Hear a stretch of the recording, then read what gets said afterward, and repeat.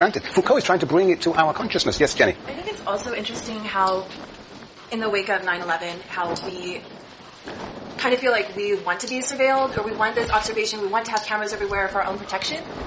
And people are volunteering to get microchips inserted into their body so that they can keep track of their family in fear that a terrorist attack might, dissolve their... Right, so we embrace this surveillance. Yes, Katie? Sorry, that just reminded me of a new application. New application? On Google. On Google. I call it the Stalker app.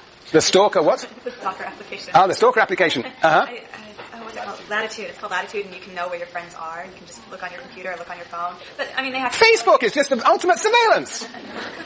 I mean, email is surveillance, you don't respond to somebody's email. What's wrong with that person? I mean, I don't have Facebook, but I don't want to be surveilled by everybody on Facebook. Whew, I don't know, I don't get it. But anyway, yes, we love to be surveilled. Annie? When we start talking about knowing these forms of surveillance, are we hoping people who are surveilling us? Because it only works if people to know that they're there, right? If we didn't know that PSIs were scattered throughout the room, it wouldn't make a difference on people's actions. Yeah, but I think we do know there are cameras everywhere. Right, but by bringing it into people's touch and kind of helping them.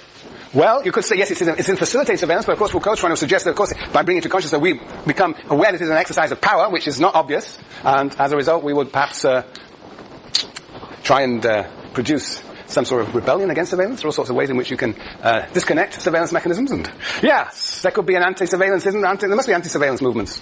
No? Yeah, big ones, right? Alright, fine. Alright, very good. I'm going to continue here, because on page 177, further down, 2, 4, 6, 8, 10, 12, 14 lines down, Foucault says, discipline makes possible the operation of a relational power that sustains itself by its own mechanism, which for the spectacle of public events substitutes the uninterrupted play of calculated gazes. Right, surveillance, from the spectacle to the gaze. The gazing up, now the gaze is down. Well, it's what he calls on page 189, the reversal of visibility.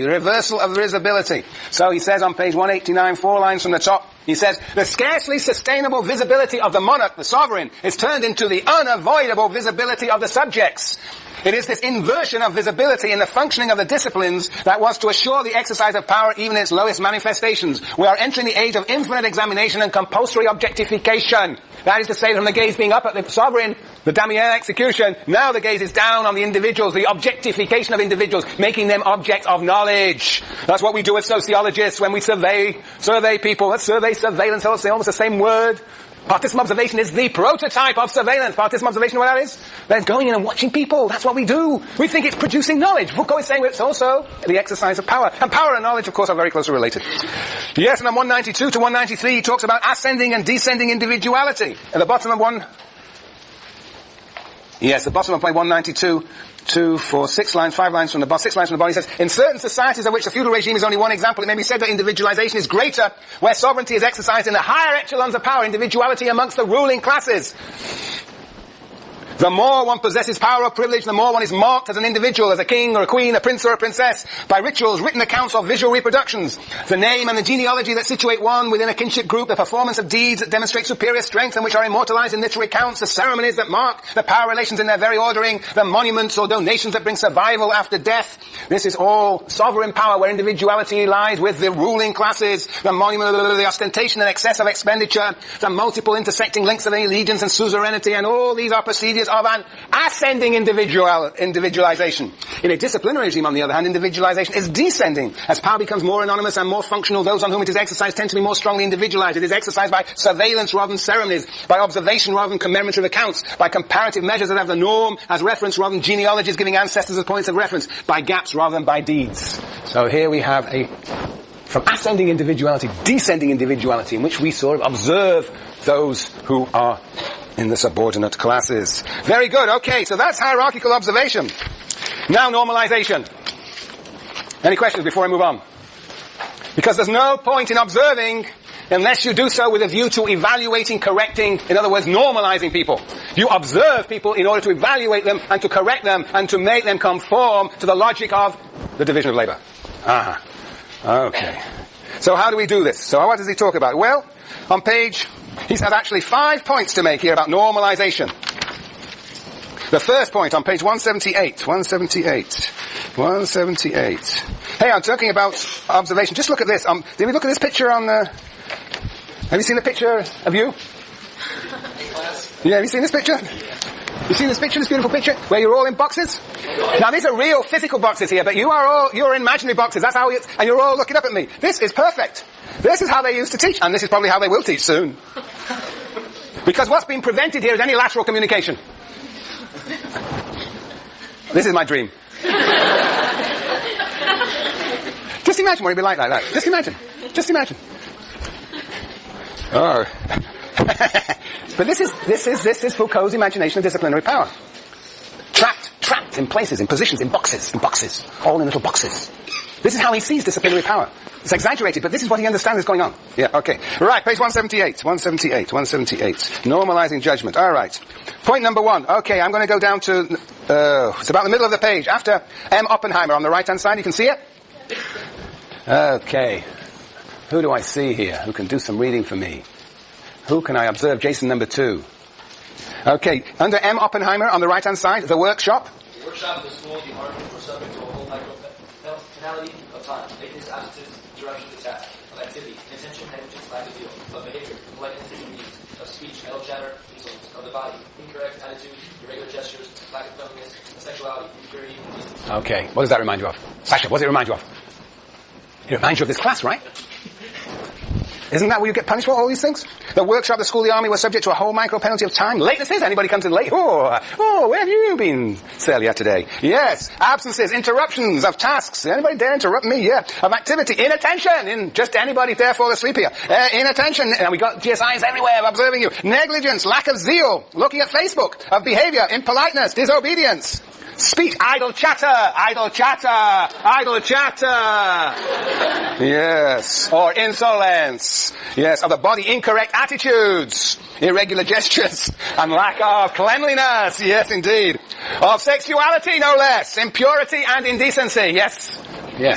So, this is the idea. These are what he calls the small penal mechanisms that exist in all these institutions, whether it be hospitals, schools, camps, military camps, prisons. Yes. It's a regulation of time, it's a regulation of activity, of behavior, speech, body, and sexuality, all together.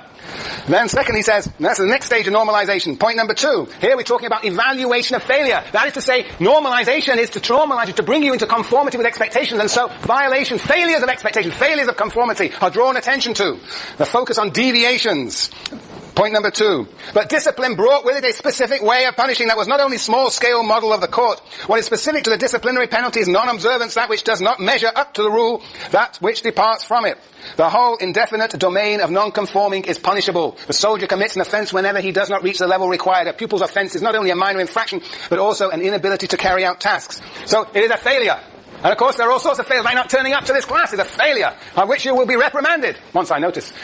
And my observation and techniques are improving. Yes, Jason? Okay, so last semester, when you called me out, in my group, it was you found yawn.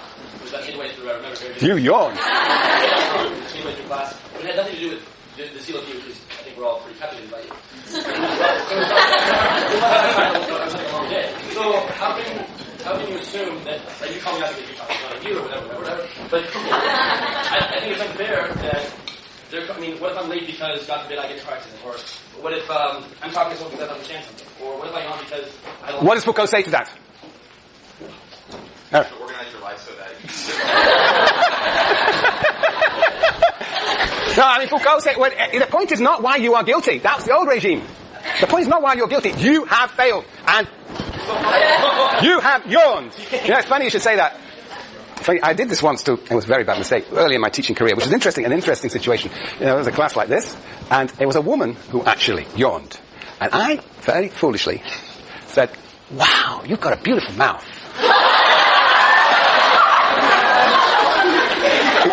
And what was the response? Fury. Oh, did she yell me out? And the whole class, ah! So that's the point, if you overstretch it, that is a danger. That was an exercise of, in a sense, sovereign power. That's dangerous. So that there is always a little bit of sovereign power up here, which is what I sort of exercised on you. But what Foucault is insisting on, this is micro-penances, this innocuous, this small-scale modalities, innocent forms of power that will be regulating you. So making an example of you, as I did last semester, was really an act of sovereign power, not so much of disciplinary power. So that disciplinary power comes much more when we normalize you, when we examine you. You write a paper and we grade it. What we do when we examine you, we normalize you. What we do, we constitute you as formally equal, all competing with one another, and we put you on a curve, in principle, we put you on a curve, and we basically grade you. And therefore he says we homogenize you, and then we put you in a hierarchy, evaluating you against one another. This is normalization. This is normalization. So yes. So okay, very good. So it is the evaluation of a failure. Then it's also the punishment for corrective. Hold on. Be disciplined. And then, he said, the point number 4, you should all read this, is positive and negative sanctions. The point is not for me to continually, to be disciplining you, punishing you, but to give you incentives, to give you what? BBs. You know, to give you grades that incentivize you positive. So for Foucault, power is not sufficient to look at it as negative, but also not only repressive, but also positive. To encourage you to participate. His notion of disciplinary power, as I say, is not just negative, it's positive, it's to encourage you to participate, quote, in the division of labor, wherever that division of labor may take place. Yes, so that's the creation of hierarchy. Very good, so that's normalization. We'll talk about examination next time, and then we'll get on to the leper, and the plague, and then the panopticon, and then we will be in disciplinary society. Have a wonderful weekend. Think about surveillance. Number 1, on normalization, what was it again? I missed that. The first point on normalization. Small penal mechanisms. It's all in the book. Okay. Small penal mechanisms. Hi. I have a quick question. Actually, a question.